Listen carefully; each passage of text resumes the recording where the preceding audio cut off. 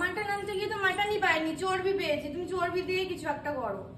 ঠিক আছে তাহলে তাই কর। আমার আজকে খুব শরীরটা খারাপ, আমি করতে পারবো না, তুই কর। মায়ের খুব জ্বরার সঙ্গে ঠান্ডাও লেগেছে, আর এরকম হলে একটু ঝাল ঝাল লাল লাল সবকিছু খেতে খুব ভাল লাগে। তাই ভাবলাম একটু ঝাল ঝাল করে এই চর্বির তরকারিটাই করা যাক। তাই কিন্তু কেটে ভালো করে ধুয়ে নিয়েছি। তারপর প্রথমে কড়াইতে তেল দিয়ে তারপর কিন্তু অল্প অল্প করে আলুগুলোকে আমি প্রথমে ভেজে রেখে দিলাম। এবার কিন্তু সেই কড়াইয়ের মধ্যেই তেজপাতা আর পেঁয়াজ দিয়ে ভালো করে ভেজে নিয়ে এরপর টমেটো দিয়ে নিয়েছি। এরপর 2-1 মিনিট নাড়াচাড়া করার পর কিন্তু আদা রসুনের পেস্ট দিয়ে জিরে গুঁড়ো, ধনের গুঁড়ো, লঙ্কার গুঁড়ো, হলুদ গুঁড়ো দিয়ে ভালো করে নাড়াচাড়া করে পরিমাণ মতো জল দিয়ে এরপর নুন দিয়ে নিয়েছি। এরপর বেশ কিছুক্ষণ কষাতে হবে যতক্ষণ না তেল উঠে আসছে। তেল উঠে আসলে এর মধ্যে আলু দিয়ে পরিমাণ মতো জল দিয়ে তারপর চর্বিগুলোকে দিয়ে নিয়ে ভালো করে নাড়াচাড়া করতে হবে বেশ কিছুক্ষণ, তাহলে কিন্তু রেডি হয়ে যাবে। চলো এবার টেস্ট করে দেখা যাক। এবার টেস্ট করে দেখো কেমন হয়েছে।